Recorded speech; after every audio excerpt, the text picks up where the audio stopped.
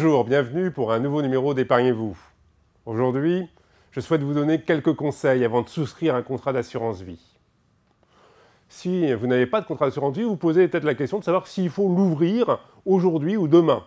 Je vous conseille de le faire, car l'ouverture d'un contrat d'assurance vie permet d'ouvrir, on va dire, le sablier du temps à partir duquel on aura le meilleur régime fiscal. Ce régime fiscal attractif, le plus intéressant, est donné après 8 ans. La deuxième raison, c'est qu'en règle générale, il n'y a pas de rétroactivité fiscale sur les contrats d'assurance vie. Donc, vous allez bénéficier du régime fiscal d'aujourd'hui. Je dis ça de manière générale, car il y a évidemment des exceptions. Dans certains cas, le législateur fait un peu de rétroactivité fiscale. Si vous avez déjà un contrat d'assurance vie, vous vous posez peut-être la question de savoir si vous pouvez en ouvrir un deuxième. Oui. Ce n'est pas comme le livret A, il y a la possibilité d'avoir plusieurs contrats d'assurance vie. Si vous êtes fâché avec votre assureur, si vous jugez votre contrat pas suffisamment intéressant, vous pouvez en ouvrir un deuxième, un troisième, un quatrième. Évidemment, il y a un petit souci, c'est qu'à chaque fois il y a des frais, et donc ce n'est pas forcément utile d'en avoir, on va dire, une dizaine, voire 5 ou 6. Mais on peut en avoir 2, 3 sans problème. Une fois qu'on a donc décidé d'ouvrir un contrat d'assurance vie, qu'est-ce qu'il faut voir avec son assureur, ou avec son banquier, ou avec son courtier? Votre interlocuteur doit vous donner quelques informations au moment de la souscription. Et il est important d'avoir un échange, ou, si c'est sur Internet, de recueillir les informations sur votre contrat. Contrat signifie d'ailleurs un document qui sera signé de part et d'autre. D'autre part, l'assureur a des obligations, il doit vous donner donc une notice qui donc indique les différentes caractéristiques du contrat d'assurance vie.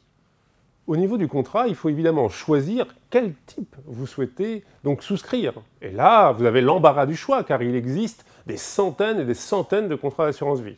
Je dirais que là, c'est en fonction de votre appétence. Vous aimez le risque, vous pouvez jouer plus les unités de compte. Vous n'aimez pas le risque, dans ces cas-là, un bon contrat fonds euro avec quelques unités de compte, ça vous suffira. La règle en la matière, c'est que vous devez comprendre le contrat que vous souscrivez. Une fois que vous avez choisi votre contrat, il faut évidemment regarder ce qu'on appelle la clause bénéficiaire. Un contrat d'assurance vie permet, le cas échéant, de léguer l'argent capitalisé à un ou plusieurs bénéficiaires, et cela donc doit être expressément écrit, faute de quoi ce sont les règles de l'héritage classiques qui s'appliqueront.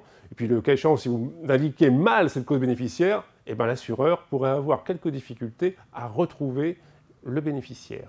Quelques derniers conseils avant de vous lancer.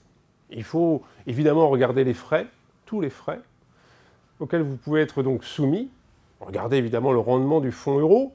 Regardez son passé, même si cela n'engage pas pour le futur, mais ça peut donner une indication. Demandez le cas échéant sa composition, si vraiment vous êtes sourcilleux.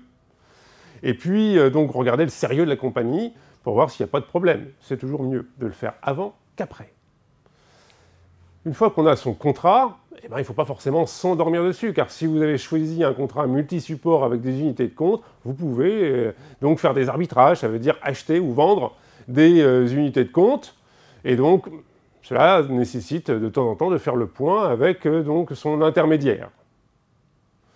Et puis, il faut quand même conserver tous les documents, car on peut en avoir besoin pour l'administration fiscale, et puis pour soi-même ou pour ses héritiers. Donc, ne pas laisser ça traîner dans un tiroir, il vaut mieux le classer. C'est un bon conseil, mais parfois ça peut être utile. Merci, et à très bientôt pour un prochain numéro d'Épargnez-vous.